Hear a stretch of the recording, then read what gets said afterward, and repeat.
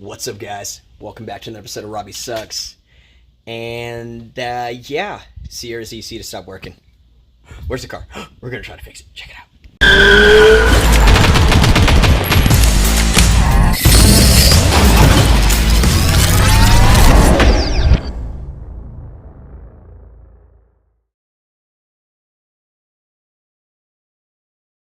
4 things you'll need.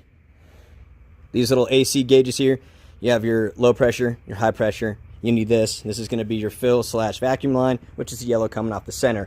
You're also going to need a vacuum pump. And you're going to need oil for that vacuum pump. You'll also need this Freon canister port and about 2 cans of Freon. You can find these at Harbor Freight, any automotive store. You name it, you'll get it. Okay, to start the vacuum procedure, we're going to take our low pressure port here, which is right there, and we're going to put it on a low pressure hose. Now, these hoses that you see here, this will only fit on the low pressure. The high pressure only fits on the high pressure, so it's pretty easy not to mess it up. Same thing goes for a high pressure. We're now going to pop this one off, and we're going to put it on our high pressure, which is located right up here.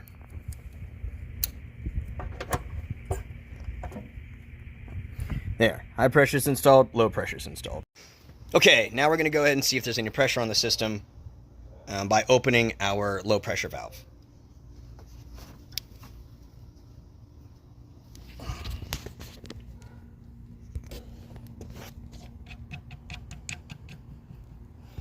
So it's open, and we are at 0, which is good. Now let's find out if we have any pressure on the high pressure system. And we do not. Perfect. So before we actually start using the vacuum to vacuum the system, I want to talk about the vacuum. So this is just something I picked up from Harbor Freight, 2.5 vacuum pump. And it's pretty important that before you use this, you actually put the right oil in it. Now this did come with a vial of the oil that you put in. And you basically just want to put it in to where you're at the oil level lines here. So that's pretty good. It could be a smidgen high, but, you know, that's good enough for government work.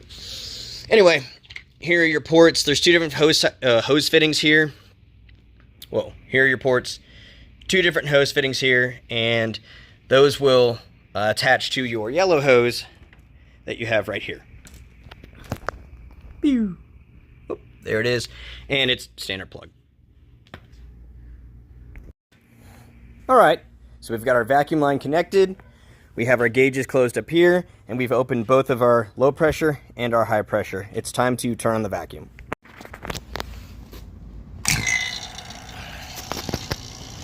All right, now we're up at the gauges, and you see nothing, but once we open these up, they should drop down.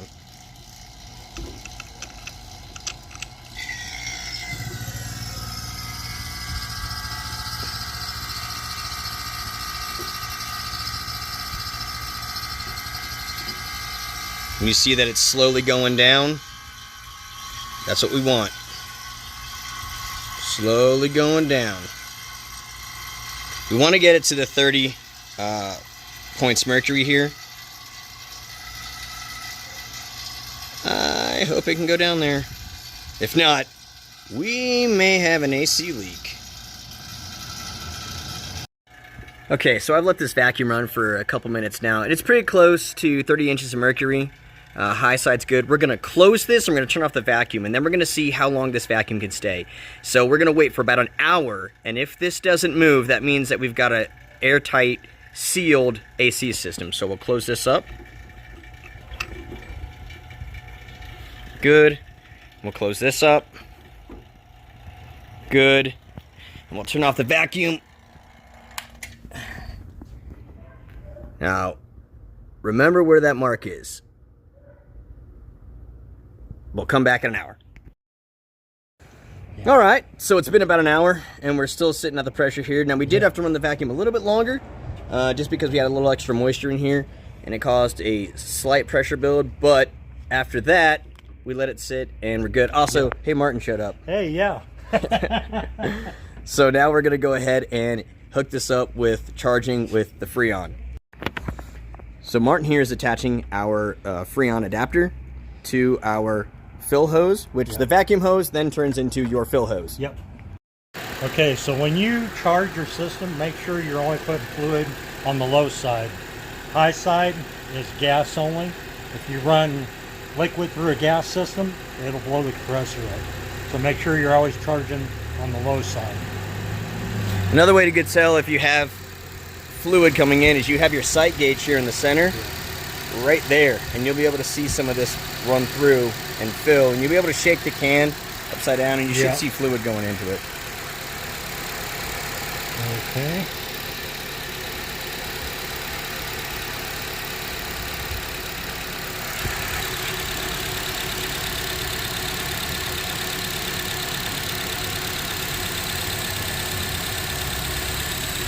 Let's see the fluid's going in. And then just do a little bit at a time. Allow it to get through the system.